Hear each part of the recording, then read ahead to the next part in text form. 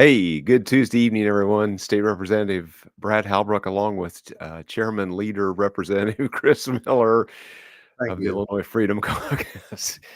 Hey, tonight it's a dynamic duo. It's Chris and Brad show here tonight, and so anyhow, we just wanted to give you kind of a further expand upon what we had happened to us or what we witnessed last week in Springfield. Thank you for everyone that caught our Wednesday morning live stream as we were coming out of the Capitol. And for many of you that played that and shared that, thank you so much for doing that. That was a great response to that video. Chris, what's going on? Welcome this evening. Well, I thought you made a valid point. Is it's more about what we have done to the people of Illinois rather than what we've done for them, because list of doing for them is pretty short compared to the other. Yeah, without a doubt, without a doubt. Hey, so we've had a chance here. People now for the last couple of minutes have had a chance to join us. So let's get into it. Chris, I'm going to bring up the slide set. I may have to adjust some things here, but let's see what happens. And hey, look at that. That's exactly what we wanted. And so tonight we're going to have just kind of a brief roundtable discussion on FY25 budget points, and then we'll close out with the kind of the Trump court case that's unfolding. And with that, slide one. Wasteful spending in the FY25 budget. Chris, we talked the other morning. We continue to this week as we're out making a media tour, talking on radio. Under Governor Pritzker in 5 years, the budget has grown 32%, or somewhere plus or minus $13 to $15 billion in 5 years. Mm-hmm. It's crazy the desire these guys have to spend money. Yeah, I don't know how he keeps a straight face when he talks about how he successfully balanced the budget one more time. I mean, it's almost if it wasn't so tragic, it would be laughable what they've done. And at the top of the hit parade is, I think in the last 2 years, the number is someplace around 2.5 billion. That's 2.5 billion with the B for illegal aliens that have invaded the state of Illinois as well as the rest of our nation and are overwhelming the system and causing the prices for goods and services for everyday working families to be a real problem. Yeah, exactly. And as we look at this slide and these 6 bullet points, Chris, 4 of these things, the top 4 things, were not a part of the budget when Governor Pritzker came into office 5 years ago. None of these things that I remember were a part of the budget, and they've all come to be, in the last 5 years. The legislative pay raises that kind of would come and go for several years. There wasn't any raises, but now and pork or Democrat member projects, those have always kind of been, that's the way they buy off the Democrat members to get them to vote for this garbage, is a promise them $1 million, couple of $1 million. And I think this year, Representative Democrat members got $1.5 million. Senators got $3 million worth of pork projects in their respective districts. So that's $6 million going into one geographical area between the 2 reps and the senators that are shared. I think one of the interesting things about that is I know that that's all true, but even with all of the pork projects that they were giving the Democrats, it still must not have been keeping them in line, because if you remember, they passed a bill so that they could fund primary opponents as much as possible. So if you read between the lines, right, that was, you guys better get in line and vote how we tell you to vote. Otherwise, you're going to have a well-funded primary opponent and you're not coming back. And so that's the second prong in that little deal to make it really real for everybody. Yeah. So, as much as to that point, as much as our citizens want campaign finance reform or to take the money out of politics, what does the majority party do in Illinois? But they allow for more money to be in politics by removing a funding cap that the political parties can fund campaigns with. Right. And it's obviously an advantage to the Dems because the Democrats have money and the Republicans typically don't, because it's hard for non-conservatives to raise money on the Republican side of the aisle. Yeah, well, that's right. All the causes, or the majority of the causes that you and I stand up for, the conservatives stand up for, life, liberty, and the pursuit of happiness. There's not very many organizations that have a lot of financial backing there to fund campaigns to strengthen those strongholds, if you will. But all the stuff that fund our opponents for the things that we kind of think are somewhat harmful to having a lower cost of living in the state of Illinois, a lower level of regulation, those things are well funded. So Absolutely. it's kind of insane the way things work in the state of Illinois. And I don't know, maybe it's not any different in any other states. It's just things are, maybe it's just the names and the places are different. It's just the subject matter remains the same. So anyhow, let's move on to our next slide real quickly. So this was the big deal, in the wee hours Wednesday morning. We touched on this in our live stream last week. In the wee hours of the morning, the Democrats are not getting their way with their $1.2 billion tax and fee increase bill. They didn't get their way.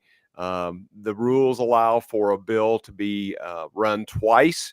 It failed twice. And what did they do, Chris? But suspended the rules. So out of 102 rules, I meant to bring a copy of the rule book with me.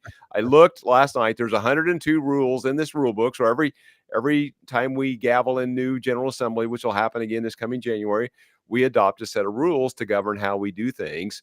And one of the rules is you can suspend the rules. And we've seen that, happen late in the spring when time is getting short, and they suspend the rules on posting requirements to get bills heard in committee. First time I've heard it or seen it, to suspend the rules to allow a bill to come back for a third vote. Just crazy. Well, we have to remember that these people are ardent communists, and the ends justify the means in their world. In the Democrats' world, you really don't need the rule of law or the Constitution to govern ourselves by, because if they see something they don't like, they either ignore it, or in this case, they suspend the rules so they can do an end run to get done what they want to get done. Exactly. And so, I think this parallel can be and we'll talk more about this as we get into the Trump situation with how the political power, or the party that's in political power, can weaponize the DOJ or whatever to use it against their political opponents. And here's the same situation. They've just kind of decided that the rules don't apply to them, and they're just going to do whatever they want to do to get done whatever they want to do. And they do this stuff at 3 and 4:30 a.m. When they think nobody's watching.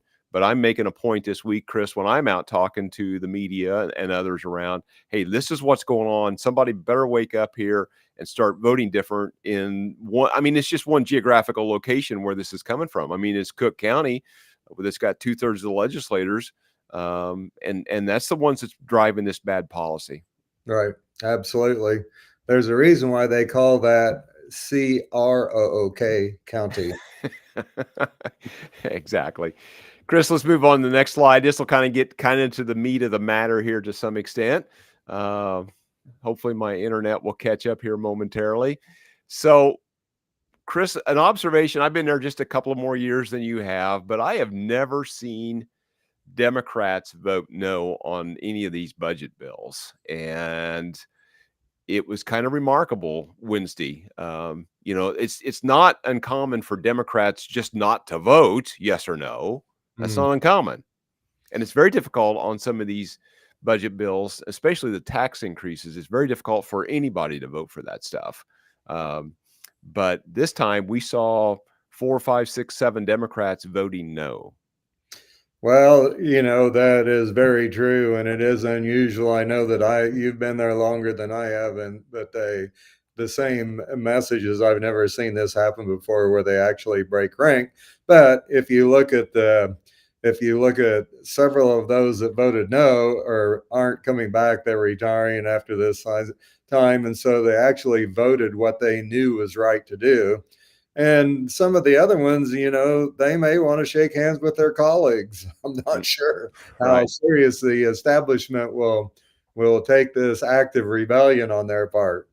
Yeah, well, I know, as I talked to just a few Democrats in the final week and the week leading up to it, they were really concerned. I mean, it takes 60 votes to pass, and the Democrats have 78 members. But of those 78 members, Chris, I don't know, is there at least 4 or 5 factions of those 78 members between the different ethnic groups and the likes, or whether they're more liberal or more moderate?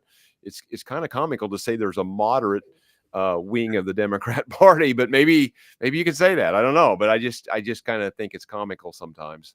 Well, I think that there's a lot of disunity amongst the ranks just because they see what the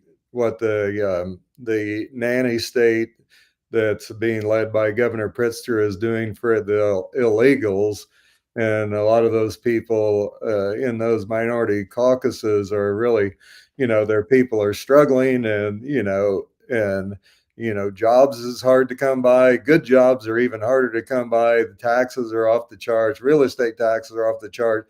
Every quality of life issue seems to be ignored by the majority party, and I think that some of their membership is getting a little fed up with the disparity between the illegals and the actual citizens of Illinois. Yeah, exactly right. So the last bill we saw last Wednesday morning, there 2:33, 4 a.m., was HB 4951. This is the one that had the $1.2 billion tax increases. Now, just to clarify, there was some tax credits to certain individuals or certain entities in there that will amount to $400 million plus or minus. Maybe the net package is going to raise taxes about $750 million. But the bottom line is, the gross tax increase was $1.2 billion. That's why it was very difficult to get Democrats to vote for this thing. But that bill failed twice. That's when they suspended the rules and came back on the third time and basically shoved it down the throats of tax-paying citizens in this state to get the bill done. Never before in the history have we seen anything like that happen. Hopefully we don't see it again in the future, because I just think that's really bad form and a really, really bad process. I remember floor leaders and Republicans in the past several years talking about the Democrats in bad form, but I think this takes the cake this time when they just suspend the rules for the third vote to get it done finally. Absolutely, and that's a snapshot of why Illinois is broke and people are leaving, and that's why we continue to bleed jobs, population, and opportunity, and losing a congressional seat is just because of bad public policy. I mean, when you look at because I was thinking about when we were going through all this stuff, what have we done to actually improve the quality of life for citizens here in Illinois? And because of the Pritzker-Biden economic policies, through Bidenomics, through the tax, borrow, and spend, through the Inflation Reduction Act, inflation is just absolutely off the charts. And what real Illinoisan working families have seen is they've seen their grocery bill double. They've seen the price of a gallon of gas double. They've seen their electric bills double and sometimes triple. And it's all the result of bad public policy.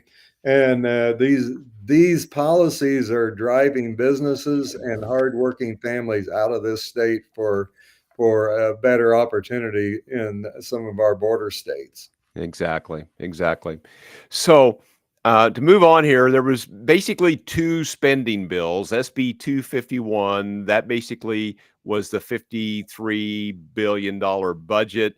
The next bill was the BIMP, budget implementation. That's just kind of lays out the changes to the law. That number is actually HB 4959. Kind of basically spells out in 4,000, 5,000 plus pages between these 2 bills about how the money is going to be spent, where it's going to go, what amounts it is, and what have you. But again, this is only balanced, if you will, in Governor Pritzker's mind with the passage of the revenue bill, the HB 4951, with the $1.2 billion.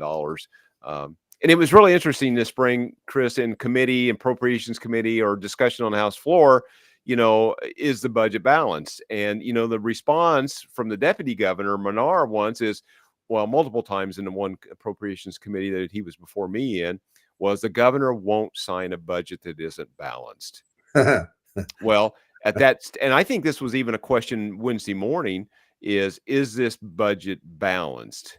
Well, the governor's not going to sign a budget that's not balanced. Well, it wasn't balanced until 4951 passed and became law. So it was unbalanced up to that point because it was $1 billion short. It's just bottom line, it was. Right. So I guess I say all that to say this is, words mean things. And when people are listening to the replay or the videotape of the governor speak or whatever, they need to kind of listen closely to what the governor and his people are saying, because it may sound good, right? But in the reality, they're parsing words.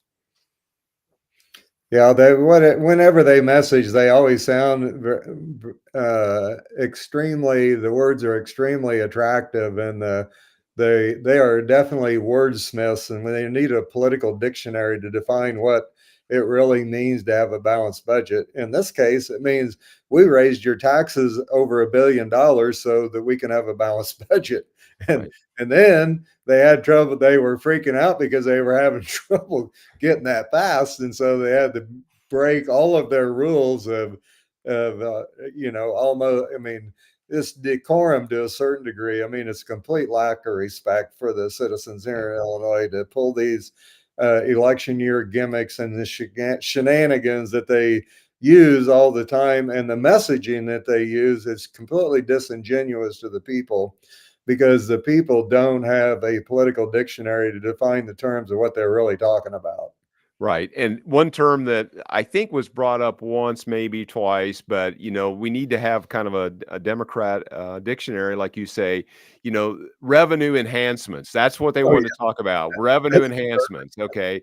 Well, what's that mean? That's tax increases, tax yeah, hikes. yeah. So you got to be careful of the words. But again, so as we close out this slide, it's interesting. For the first time, and I can remember, as Democrats are voting no on these bills. I think they're kind of tired of it. They see that this is going to lead to continued and worsening financial condition of the state of Illinois. And the Democrats and the governor especially likes to brag about these 7 or 8 or 9 credit upgrades. Well, I think Illinois is still at the bottom of all 50 states when it comes to credit ratings. And Chris, we had a group of people in a couple of weeks ago and talking about the financial ranking of the state of Illinois. And I mean, well, I think we're near the bottom, if not the bottom, on all these financial lists that we should be at the top of, and the things we're on the top of, we're on the, it's just crazy. We're always on the wrong end of the list. Yeah. Thank God for California, New York. Yeah, it's not quite as bad as here as it is there. So, yeah. Hey, here's kind of this is kind of in the news, is the situation concerning President Trump. Chris, I know you're close to this situation. I know your Congresswoman wife is really, really close to this situation. You guys are really supportive. We're all supportive of President Trump and his reelection efforts. Any thoughts here? What do you see going on? Well, unfortunately, the Justice Department and the legal entities that are in these states have been completely weaponized to try to keep President Trump from being able to run an effective campaign. They've completely bastardized the judicial system and made a mockery of the rule of law. And they're so sanctimonious in when they talk about this stuff. Like we've talked about the Democrat playbook and the Democrat dictionary. You have to critically think and critically analyze what they're really saying. There's no story here. There's no crime. It's just like everything else that they've tried to throw up against the wall against President Trump to see if anything sticks. And this is absolutely a travesty what they're doing here in the greatest country in the world, the United States of America. Right. And I continue to echo the sentiments of many others that are out, with national podcast or shows or whatever. Every American should be scared to death of what's going on here, regardless of your political persuasions, because to think that a governmental power can use different agencies to come after individuals, everybody should be scared of that, because this can happen to anybody. Absolutely. This is a classic partisan witch hunt. And the ultimate goal is to keep President Trump off the campaign trail, because Joe Biden is too frail and too weak and too impaired to actually go out and campaign. Plus, he can't hardly put 15 people in the room where President Trump is putting thousands upon thousands of people at every campaign stop that he has. It's just amazing to watch how that what they're doing is completely backfiring. And I think that if everything is fair and legit, that we're looking at a landslide victory for America, with President Trump being reelected to be the leader of the free world. Exactly. Chris, any last thoughts here before we go on to our next slide on this situation? No, I just think it's important that we stay engaged and continue to support the president, continue to send out the message and to clarify what's really going on here to the people, and encourage them to pay attention. Right, exactly. And to that point, here's our final slide. This is where you can find out about the Freedom Caucus, the things that we've got going on, IllinoisFreedomCaucus.org. If you'd like to contribute financially to our effort, there is the web address, and of course the new Substack that we've been using now for about 6 weeks. You can find us there on that. Chris, I know that we're putting together town halls. The Freedom Caucus members will be attending and presenting across the state. We're putting those together for this summer. I'm personally working on some stuff in the district. I know other members maybe have different things going on, but you can find, I guess, is your website Rep Miller, Rep Chris Miller? Where do they find you individually? Well, the easiest way is to go to my Facebook page. That's the most active, and the most information is on that. I have a stateside Facebook, and I also have a campaign side Facebook, and one of them just Chris Miller State Rep. The other one's Chris Miller for State Rep. And so if you get on there, I'm sure that you can find it. Yeah, exactly. And bradhalbrook.com or rephalbrook.com, either one would find me. And on social media, I'm not sure I have time to manage one Facebook site, let alone two. So I just have the one site, but it is mostly stateside or official policy content. It's mostly that. So anyhow, you can find us there, but it's not hard to find us at somewhere on the web, and reach out to us, subscribe to our weekly e-newsletters that we have going out. Chris, with that, we're about 23 minutes into this, 24 minutes in this conversation. Let's wrap it up with any closing thoughts you have, and we'll say goodnight. Well, my closing thoughts is that the Pritzker administration and the Biden administration is responsible for creating every crisis that we're experiencing right now in our country, and the hardworking taxpayers, by overwhelming our schools. They're overwhelming our hospitals, our public safety system, with millions of illegal aliens that are invading our country. And just remember that this is all on purpose. This is all calculated by Joe Biden and J.B. Pritzker, because they know that, especially Pritzker's case, he knows we're a bleeding population, and they're trying to bring in a new generation of Democrat voters because they can see that they're losing by intelligent, informed people, because they aren't going to press the D button in November. Right, exactly. And with that, I always appeal to everyone to like and share and follow and subscribe to our content on the different platforms. That helps us to get the message out. And if you see a town hall near you this summer, I would encourage you to come out. Again, those dates are kind of coming together. We'll probably have dates throughout the summer. So just stay plugged into our website, and anytime we go live, you can find us there. We'll have the dates available there, and to be able to participate in those. We'd love to have you there and love to see and talk to you in person across the state this summer. With that, Chris, I'm going to roll the video and say good night.